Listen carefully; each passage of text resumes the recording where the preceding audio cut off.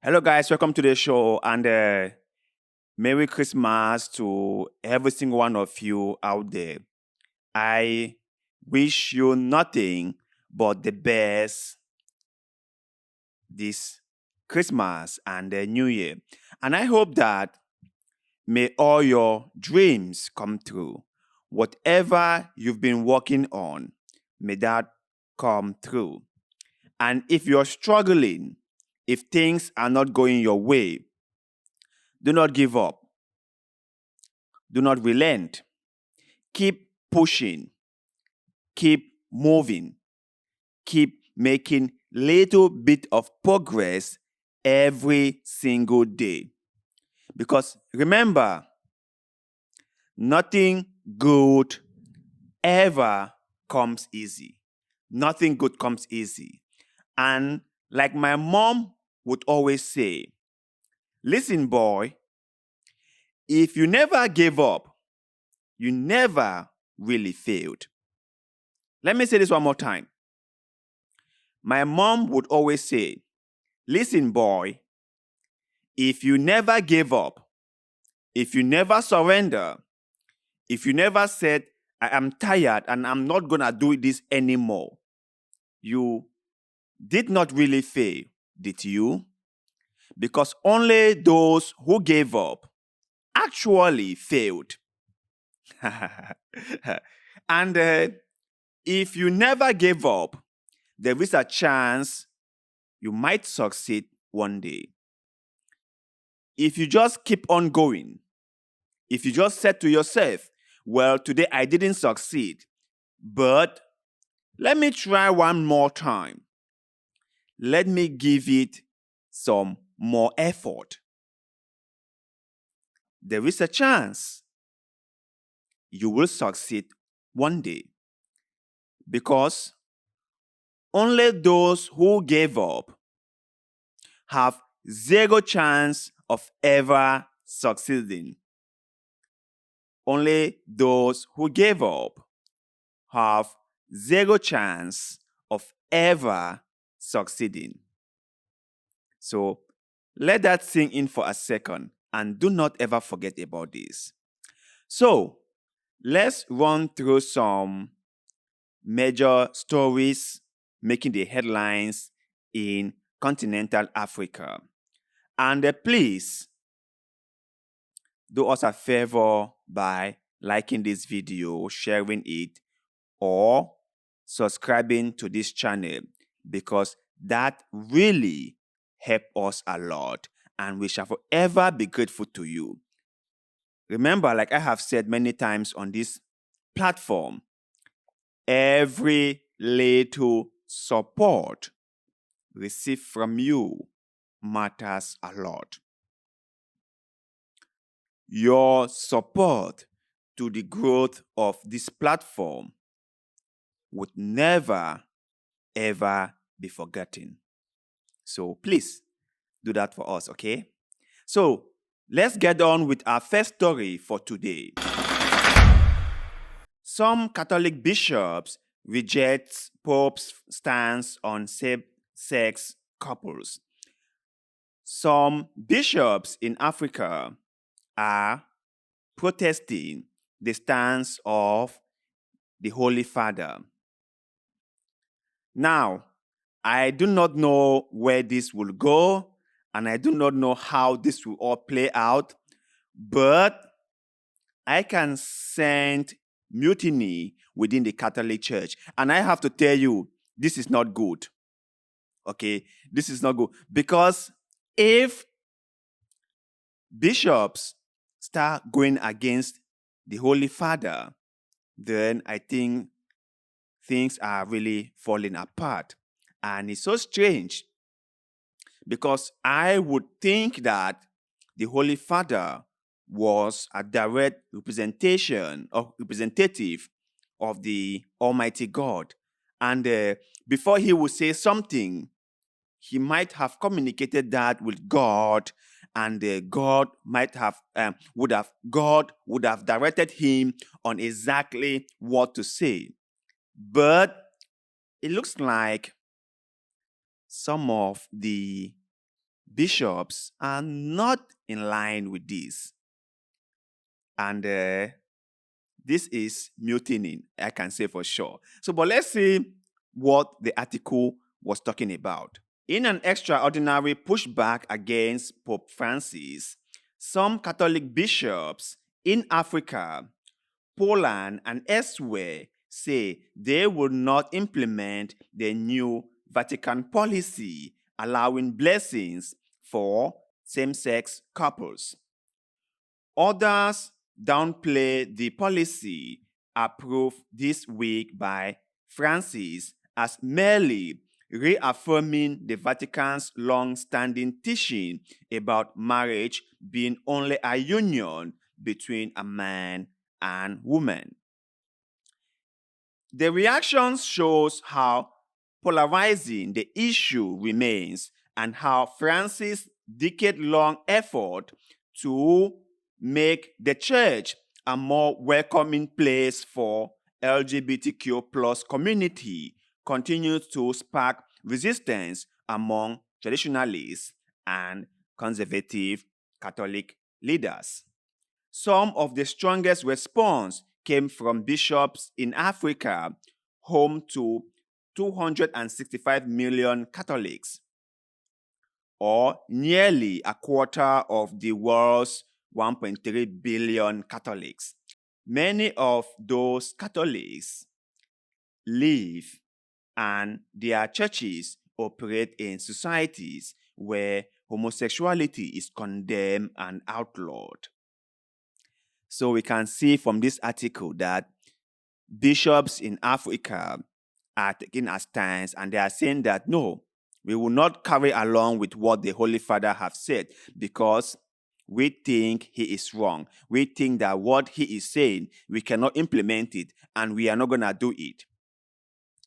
But to be fair, right, in all fairness, the Holy Father did not actually condone same-sex activities. The Holy Father did not say, Pope Francis did not categorically say that same-sex activities were good or is good and could be encouraged. He didn't say that. He only said that if these people wanted to be blessed, who are we to say no? If someone who is doing something that you thought is inappropriate came and asked you for blessing, as someone who serves God, as someone who is a servant of the Lord, would you say no to them? Isn't it but your responsibility to bless them? That was what the Holy Father was saying, that who are we, the mortals, to judge? That judgment belongs only to God. And let me just say this. I know people always say that I try to do a kind of like moral comparison when it comes to issues like this. But the only reason I'm doing this is because I just want us to see the hypocrisy when it comes to us human beings, especially us the Africans. Those bishops who are saying that we will not implement something like this, we will not follow the official policy of Vatican City, and what the Holy Father has said, we won't do it. Those same bishops are blessing embezzlers. Those same bishops are blessing corrupted officials in Africa.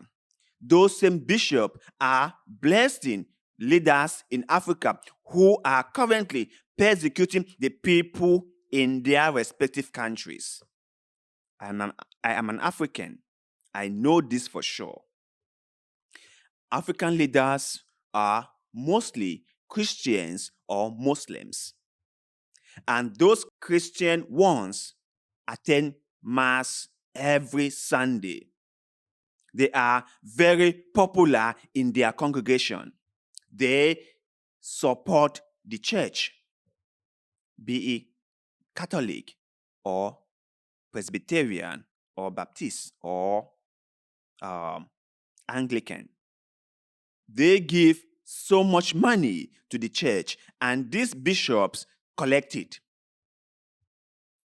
They embezzle funds that was supposed to do a project. And when they come to church, the bishop, the reverend fathers, the priests, they bless those people who have stolen the future of so many people. So, if you are going to preach morality, if you're going to hold some kind of like moral high grounds, it will be advisable to hold that across the board. It will be advisable to not bless embezzlers. It will be advisable to kick out all those corrupted elites who are members of your congregation, who are funding your congregation. Wouldn't that be wise to kick them out too? Wouldn't that be wise not to bless them? I'm just saying, isn't that something worth discussing? But you guys know what? What do I know? What do I actually know? So I hope that the bishop and their Holy Father can figure this out, because a division in the church will be something that no one will want. And before we move to the next story, I just want to point out that the church, the Catholic Church, have had a very, very negative image. There have been many instances and cases of sexual misconduct in the church. There are many priests, bishops, archbishops who are being accused of molesting young boys and girls, especially boys. So let's not just wield the mask of being good people, because we understand who those so-called priests are. Let them stop fooling us. But stories for another day. Let's move on to our next story for today. Ghana Cardinal Peter Turkson. It's time to understand homosexuality. Well, he is advising, and a cardinal for that matter saying this, I think there will be fire on the mountain. Ghana is one of those countries whose bishops have categorically stated that they will not follow the instruction of the Holy Father, that they are totally against it. So, let's continue, my brothers and sisters. A prominent Ghanaian priest, Cardinal Peter Turkson of the Roman Catholic Church, has spoken against criminalizing homosexuality, challenging the proposed bill in Ghana's parliament that seeks severe penalties for the LGBTQ plus community. This statement contradicts the position of other Roman Catholic bishops in Ghana who have labeled homosexuality a crime. The backdrop of this discussion involves ongoing parliamentary debates on a bill that could lead to 3-year prison sentence for identifying as LGBT, with up to 10 years for those advocating for LGBTQ plus rights. Cardinal Turkson's perspective diverges from the traditional stance of the Church, aligning more closely with Pope Francis, who recently indicated openness to blessing same-sex couples. I think that this bill in Ghana has been ongoing, and if I have to say this right, if I have to say this in all honesty, I think that we are giving this same-sex thing so much attention that is unwarranted, unnecessary. Like, I don't think that this is something that we should be putting so much attention towards. Ghana is facing a very serious economic crisis. Ghana is struggling just to keep up with their debt repayment obligation. Ghana is struggling to get, I mean, they got the first part of the IMF bailout. And we do not even know if the amount they got will be able to get the country back on track. And you would think that lawmakers will be working day and night to make sure that the money given to them by the IMF will not be squandered or misappropriated by the respective people involved in making sure that those money are being put to good use. You would expect Parliament to be debating on how that money should be used judiciously to ensure that people do not embezzle, people do not steal, people do not misuse the money. But that is too hard to ask from an African elected leader. That is a very difficult thing for the masses for the masses to ask from their leader. It's difficult, it's too hard, it's too much. They rather debate things that really have no bearings. We have serious problem in Africa that we should be looking to resolve. We have serious problems that we must work towards solving. But you will see our elected elites squandering taxpayer money, debating worthless things, things that do not even have any significant impact to the life of the people in the country. Because ask yourself, you the Ghanaian commoners or the common people in Ghana, ask yourself, how does someone who identifies as LGBTQ being sentenced to 3 years imprisonment help your life? How does that help your life? How does someone who is arrested for quote-unquote advocating for LGBTQ plus people give you a job? How does that put food on your table? How does that send your children to school? How does that put money in your pocket? How does that help the economy grow? If we spend valuable time and resources and taxpayers' money debating on things that do not really help the economy to grow, how do we ever expect to move along? How do we ever expect to become a prosperous nation? And this is the thing that frustrates me the most when it comes to Africa, because we focus mostly on the things that really do not build our society, really do not make our economy grow, really do not put money in the pocket of the people. And that is why we have so many starving people in Africa. That is why we cannot even feed our people. That is why we cannot even give them constant electricity. We cannot even have paved road. And many of us, the Africans, can barely have 3 square meals. What I talk about 3? Even 1 square meal is a big challenge for many people in Africa. Many of us do not have pipe-borne water. Many of us, when we go to hospital, we do not have even basic first aid in our hospitals. We don't have. How many of us have a well-equipped hospital in our district? How many of us? In our towns, how many of us have good motorable road in our towns? How many of us? How many of us graduate can boast of a well paid job. How many of us?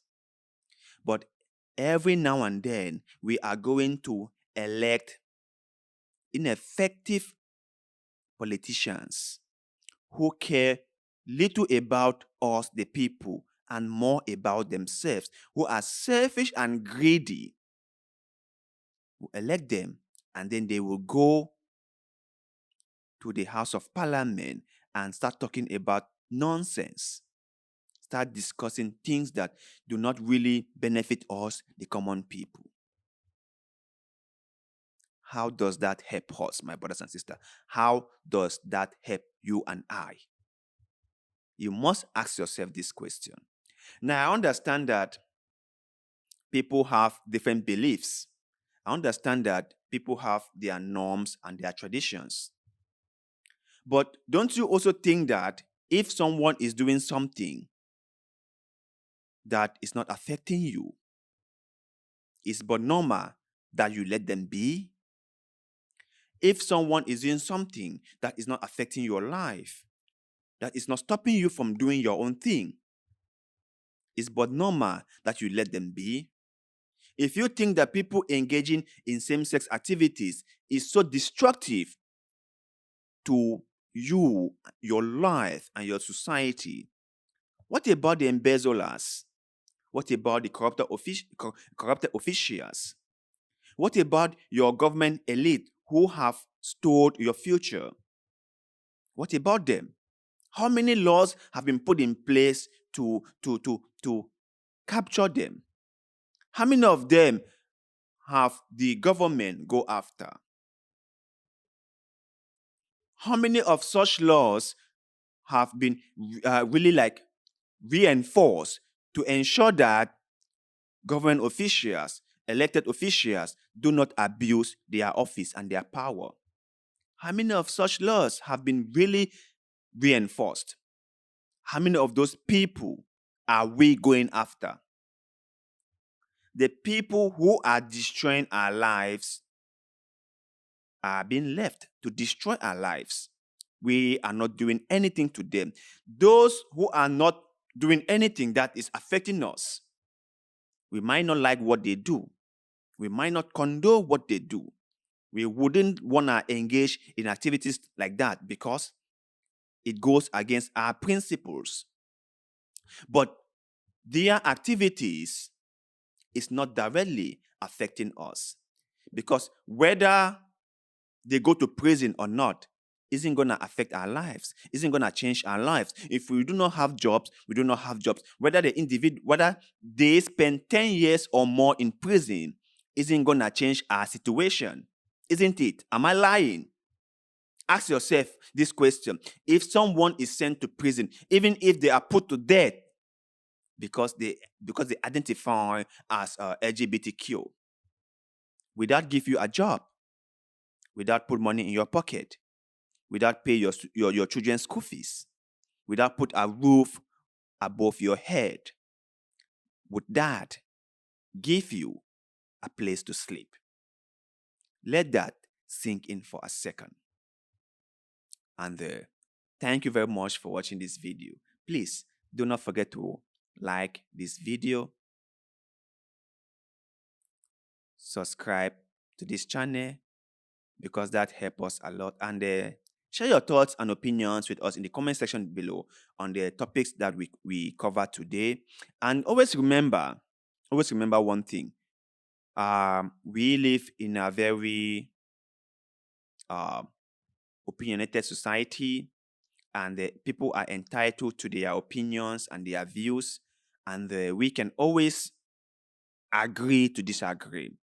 If you do not like my opinion on the topics that we covered today, please let me know in the comment section below, and then explain why, and then share your own thoughts and opinion with us. After all, we all learn from each other. So, see you in the next one.